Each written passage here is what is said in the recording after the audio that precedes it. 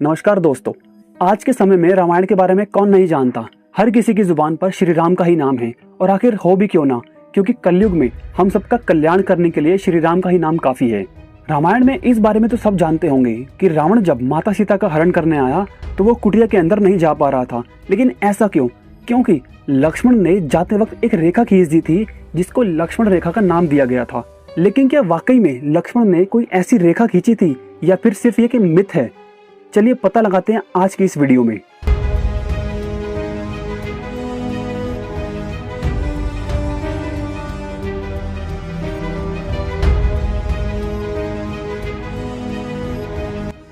माता सीता ने श्री राम से सोने के हिरण को पकड़ने के लिए बोला और श्री राम उस हिरण को पकड़ने के लिए उसके पीछे पीछे चले गए। लेकिन कुछ समय के बाद राम जी को आभास हो गया कि ये कोई हिरण नहीं बल्कि हिरण के वेश में एक राक्षस है। तभी उन्होंने हिरण की ओर एक घातक तीर चला दिया जिससे वो हिरण वहीं गिर गया।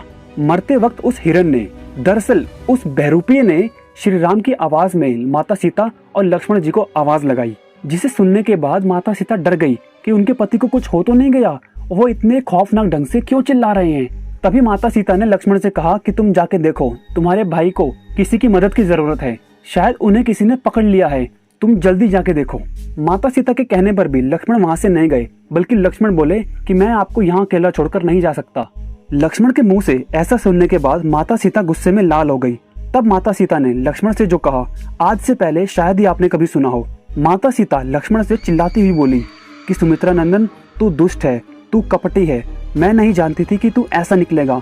तू शायद अपने भाई के साथ इसीलिए आया है ताकि तू अपने भाई को संकट में देख मुझ पर अपना अधिकार जमा सके, या फिर राम को मरवाने के लिए तूने ही उन्हें को जंगल में भेजा हो, या फिर ऐसा भी हो सकता है कि भरत की भी इसमें कोई चाल हो।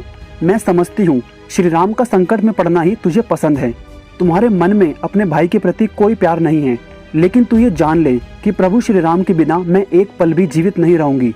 मैं पहाड़ से कूद जाऊंगी या जहर पी लूंगी या फिर नदी में समा जाऊंगी। माता सीता के मुंह से ऐसे अब शब्द सुनने के बाद लक्ष्मण उनसे बोले, माता आज आपकी बुद्धि सटिया गई है, इसलिए आप मुझे ये सब बोल रही हैं। लेकिन आप भी ये जान ले कि अगर सभी देवता मिलकर भी मेरे भाई पर वार करें तब भी वो श्री राम का कुछ नहीं बिगाड़ सकते। इंद्रदेव की भी इतनी हिम्मत नहीं कि वे श्री राम पर हमला कर सके, तो किसी दानव को तो भूल ही जाओ। लेकिन फिर भी अगर आप चाहती हो कि मैं उनके पीछे जाऊं तो ठीक है, मैं चले जाता हूँ। इस वन के सभी देवता वो आपकी रक्षा करें। तभी लक्ष्मण माता सीता की ओर देखते हुए उन्हें झुककर प्रणाम करते हुए वहां से चले जाते हैं। यहाँ गौर करने वाली बात यह है कि लक्ष्मण ने अभी तक ना तो किसी रेखा का जिक्र किया है और ना ही किसी रेखा का इस्तेमाल किया है, और वो वहां से जा चुके हैं।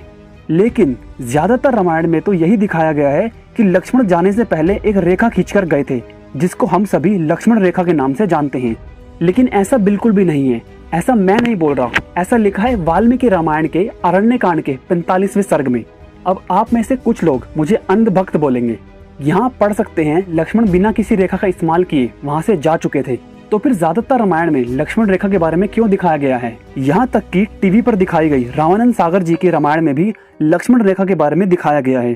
तो क्या लाखों साल पहले लिखी वाल्मीकि रामायण सच है, या फिर जो बाकी रामायण में दिखाया गया है वो सच है?